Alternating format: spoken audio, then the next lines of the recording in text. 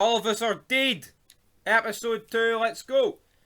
And then, I think that the show's called All of Us Are Dead because literally everyone is probably going to die here. Episode 1 finished with fast-paced zombie action, everybody running everywhere, everybody getting bitten. And that is kind of how episode 2 starts. We've got the zombie action all over the campus. Everyone's getting infected. We go back to the cafeteria where On-jo's laying on the floor. She's saved by her childhood friend Lee Cheong-san, and they get in a fight. They try and escape through a window. Then we have the bully, whose name I cannot remember, but he's trying to fight his way out. There's zombies everywhere. Sprinklers going off. Yeah, I don't know if there's a fire on, but... No, it's because the chef used the frying pan and they lifted it and the smoke went into the thing. Yeah, so one of the chefs started bartering the zombies, but then they got overpowered, and then the zombies get into the fucking cafeteria. They're eating the chefs. They're eating the students. Everyone's getting fucking chunks bitten out of them. You've got the bad fucking high school bully. He manages to, after sliding and slipping all over the place, he manages to hide underneath a table. Not the best hiding spot. No. Our two main characters. They know whether or not this is not a good hiding spot, because if a zombie spots you, trying to get out of there. Yeah. It's just awkward as fuck. I mean, we already had On-jo and Cheong-san fucking try this, and it didn't really work out for them. So they make a break. They climb out the window. They get out the window. They go one direction, zombies coming. They go another direction, zombies coming. Any direction they seem to go, zombies coming. They run around the school.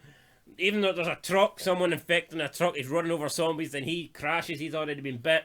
So they manage to climb on top of the truck, climb onto the balcony, into the corridor, and there's more yet the zombies. balcony was the most safest spot here. Unless someone breaks through the window, then you're stuck on a balcony. Like. That's true. We could just jump back to it. I know. I get you, like, but if the zombies don't know you're there, you could have literally just sat there. Yep. So then they meet up with a bunch of other students. They meet up with On-jo's best friend, Isaac. They meet up with Cheong-san's best friend. I can't remember his name. They meet up with the cool guy, whatever his name is. He's just cool. He wears the blazer. He wears the checkered pants. Soo-hyuk. Is it Soo-hyuk? I think it's Soo-hyuk. Soo-hyuk. They meet up with the class president. They meet up with. There's a bunch of people. They managed to. We've got the wee fat man as well. Yeah. The big guy. They door handler. There was a funny scene though on the way through that where a guy's like got a traffic cone, like he's stuck to his leg or something. And he's trying to run away. And then he sees the zombies and he's trying to like run away with one leg, and he looks like a fucking pirate or something. The English teacher, she runs into him, almost gets caught. But if he didn't have the cone, I think she'd have got She'd be a goner. So they make their way to they're in the classroom. That is what it is. They try and barricade the doors. They get the doors barricaded. They get the windows barricaded. They're sitting in this classroom. Well, no, they don't, because they're just holding the doors, and then that guy comes in. The janitor dude. They were barricaded. They didn't barricade it. They were just standing there holding it. And then when they they were holding it, and then the guy who's holding it didn't fucking hold it. He gets in. Then then he decides to barricade it. So you got it wrong there, big man. Okay, big man. But when he barricades it, they barricade themselves in, and then they notice that this guy's actually been bitten. He doesn't take too kind to them pointing out he's been bitten. He says, "Don't talk to your elders or whatever that is. Don't, talk to me like that this." Logic's out the window in this I know, situation. it's a zombie apocalypse, mate. Right? I get the kids in Korea have more respect for their elders, but once you've been bitten, you have no respect. See the way he was treating once he was bitten, and they battered him. That's the way school teachers are treated over here in a normal day. I know. No zombie apocalypse. Just a fucking ad. Yep. Waster apocalypse, brother. Meanwhile, in the hospital, On-jo infects everybody. She was taken to the hospital for an MRI. But no, gets me right. She was like the first one bit, and yet. Yeah, but she was getting doses of. Sure, I guess she was getting doses of that stuff to maybe slow down the. Which we also saw flashbacks this episode of him, the doctor dude, the science man. How he treated his son, and then his son. Yeah, so basically he was like an experiment with rats or something like that, or mice. That gives them testosterone. Yeah, I'll use it on my son so he can beat the bullies up. So he thought when he went into a rage mode, he would like be super strong, but it ends up turning them into obviously zombies. I'm not really a fan of this. This seems like very like superhero-y. Like, let's oh, let's give him an injection to fight the bullies, and it's turned into a zombie apocalypse. Like, there's so much cooler. Yeah, I feel like there could have been a cooler explanation of how it happened, but like, no, I get it. The normal generic way is like it's like greed, and it's for pharmaceutical companies. yeah, at least it was different. I mean, at least it wasn't. Aye. It wasn't the norm. But yeah, then so she's getting her MRI, and she starts. It was like The Exorcist, the way her body just like kind of like But snaps. see, that's another interesting point though. The hamster that, or whatever it was, the mouse, with the bit the wee girl and she turned, like, but we seen him give it to loads of rats, and he was filming it and shit. So what happens if they ran off into the wild and infected loads of rats in the city? Surely it should have spread by now. Guess it already is. Maybe he killed them off the camera. Like, Maybe he did. Or he just fucking, it's size 12 fucking Korean boots. Good night. But I doubt he keeps one locked up, but he lets the rest of them roam free. So then she starts killing people in the hospital. That starts affecting them. On-jo hits the fire alarm in the school. They call for emergency services. The police aren't really buying it. But then the police get calls from everywhere, and they realise that this is like happening. Basically, it's happening. We know it's happening in the school. We know it's happening in the hospital. And the fire brigade are also on their way. So there's about 20 fucking massive fire trucks, and they all head. Well, actually, they go to the station and head in different directions. So I guess it was maybe it was more of because they're all getting calls, so some's going to the school and some are going to like. Yeah, maybe that's what they're going for there. But the way it was made out to be as if we're going to the school, and then it's like, oh fuck, what was the school? Yeah. Anyway, back into the science lab. They kill this. They kill the teacher guy. He's like a janitor, isn't he? They kill the janitor guy. He's not like a. He's like I don't know. He's not. It's not a teacher vibe I'm getting from him. Like. Yeah, no, it's not really a teacher vibe. But let's go back. Actually, we're missed a bit. Before they get to the science lab, they were in like an empty classroom. Yeah. Actually, no. What bit are you talking about here? The classroom they were in, and they managed to get into another one. Yeah, what does he? No, they go from the classroom to the science lab. Does he join them in the classroom, or does he join them in the science lab? The classroom, because sure. Then after they go out the classroom, they're pushing them with the doors. But there was someone else in there infected with him. Aye, after he bit her. Aye, yeah. And then aye, okay, right, yes, I get it. Aye, yeah. So, and then they leave because they start breaking in. My bad. Yeah. Then they start using the doors and the windows. Yeah, they're in the classroom, so they start beating up the janitor. I think he was actually a gym teacher. But he manages to bite someone, so all of a sudden there's two of them. So they try and flee the classroom, but they're trying to hold them back at the same time. They manage to like throw them aside and then escape. While they are escaping, they're going to try and meet up at the next room, which is the empty science lab. What's the cool guy's name again? Gok Wan?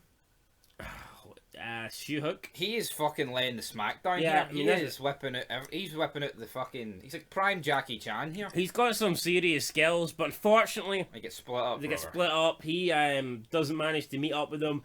Then they're trying to like force their way down the corridor, so they come up with they get like doors and like frames or windows. And the big fat man's got the big door, the fucking fire door. He gets like this big massive door, and he's just running down the hot corridor in slow motion. Using it as a barricade, which is pretty cool.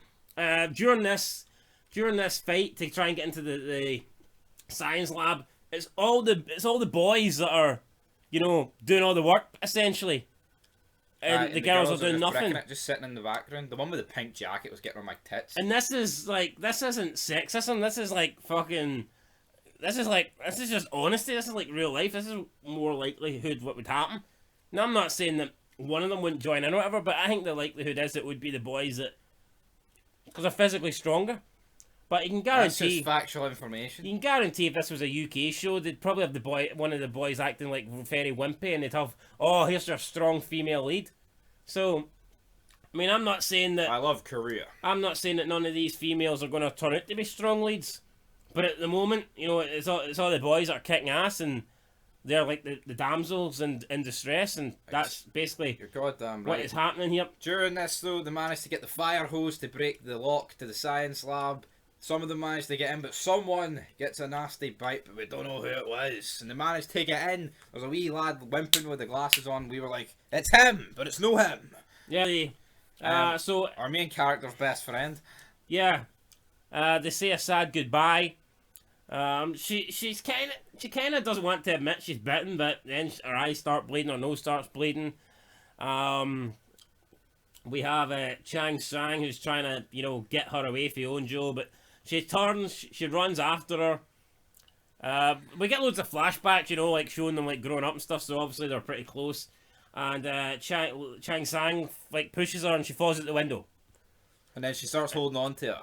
Yeah, and it's like, what you do? Well, yeah, so then it keeps bashing her and bashing her. Eventually, she lets go and she falls to the ground. I'm assuming falls to her death, and we lose a pretty, what I thought would be a big character in the show in only episode 2.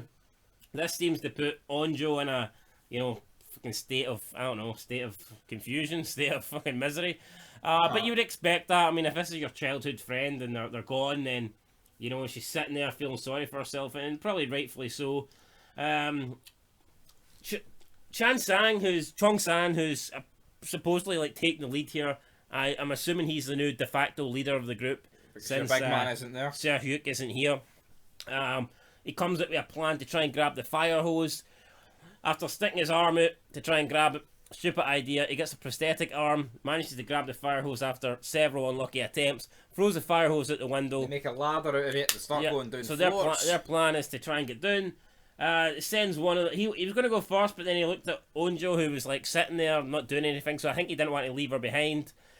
He sends down his best friend, he gets down, and all of a sudden we've got the teacher, the English teacher, in the communications room. He's in the communications room, so they'll try and get down there. A weird room to have in a school, isn't it?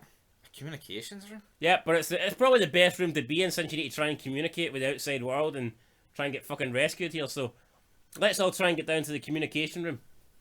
Bang, bang, bang, and that's exactly what we do. We all keep on getting down, but then you think, oh god, is the last person going to get down? She doesn't want to go.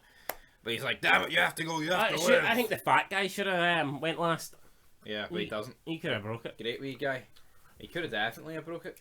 He definitely could have. And during all this, I believe the archery team returned to the school, and they're like, what the fuck's going on here? Yeah, we had a scene with in a toilets where there was someone turning, but this is the first time we got introduced to these characters, so we don't really know who they are. We didn't really feel like it's worth mentioning. It was just basically the kilter, and then the fat guy was like, oh, no. I think maybe the only reason they had this scene was to actually reintroduce or to introduce the archer team, I'm assuming. We also had a scene in the kitchen where there was a girl that was like kind of scared and making noise, and the bully kicked her out of underneath the table, and she ended up getting eaten as well. So not only is a bully, he's a murderer. Damn it! But yeah, sacrificed her so they could live. Back to the attempt to get to the communications room. Aye, so yeah, they get basically he manages to convince her. They go down, they get in to the L communications room, and what do they do, big man? Fuck's sake! I've no idea. He doesn't fucking know. So she doesn't want to go. He convinces her. No, well, we were just talking about this. He convinces her when they get fucking in the room. He convinces her. You need to go. You've got people that care about you. I think she's going to say him. This has been established. No, you've never mentioned any of this. Yeah. Oh, I. You never mentioned it. And then Liar. She's expecting him to. Liar. Liar. You're a liar. You're a liar. So he says that there's people that care about you. There's people that like you. I guess she thinks maybe he's talking about himself, but then he says like your dad. Your daddy. Your daddy. Eventually he convinces her to go. She gets down the ladder, but you can see the zombies are breaking in to the classroom, the science lab. They're about to get in there. She just about gets into the communication room. He is standing perched on the window, like Rob Van Dam perched on the top rope, about to hit a 5-star frog splash. Does he hit the deck? But all of a sudden, boom! The door opens, the zombies run in, and he gets speared! Not quite Goldberg style spear, it was more of a pish like Caitlyn spear. But anyway, he gets speared at the window while doing a somersault in midair. And we see a bunch of zombies hit the ground. I'm assuming it was zombies. It didn't look like him. Everyone looks at the window, looks down to the ground where apparently my money Chang Sang. He's still hanging on. Is he dead or is he no dead? Somersault to the deck. My money's on he's still alive, because I feel like we're losing too many characters, brother. But that's how the episode ended. But also in this episode we had the two losers on the roof for like 10 seconds. Yeah, they didn't really. I mean, there's not a lot here. I think this is kind of like we're kind of building up other people. So when our main group does fin it, we'll just add these people with the archery team. I think that's what we're going for here. Yeah. I don't know if we're going to see much of the hospital. We could see more of the hospital, but I guess since it's more based around the school. Yeah, I mean, they're just creepy bastards in this with the whole back snapping and. Yeah. We also had the fire team arrive at the school, but we didn't really see anything. They just arrive, they enter, and that's it. Really. So that's going to be more episode 3. So I'm assuming we'll find out what happens to them in episode 3. But it was a 70-minute episode, guys. It did feel like at points it was dragging. I think dragging's the wrong word. I just don't know. I'm enjoying this show, but I do think sometimes more isn't better. I think episodes... This could have been 2 episodes. I think episodes around the 45, 50-minute mark are good. Maybe an hour-long episode for, like, you know, like a finale or something. Yeah. But a second episode, did it really need to go an hour 10? I don't think so. But it was good. I liked it. I'd probably give it... I think it was slightly better than episode 1. I'd give this an 8 out of 10. I'll give it an 8 as well.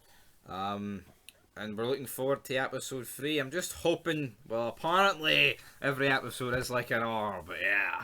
Oh. How many people's going to be left by the end of this show? Like in Well, apparently, according to the title, none. I know, but there's a season 2, so there has to be. My money, I'm going to predict 3 people. Fucking hell. You've got to have... I'm going to predict... you got to have faith. Down. I was going to say the teacher now. She's not going to live. I don't know, man, but I'm predicting 3. Who are you going with? What am I? Don't have to mention their names because I couldn't do that myself. I'm going to go with... Number 1. 8. I'll go with about 7, 8. 8. Alright, 8. I'm going 3. Till next time. Peace.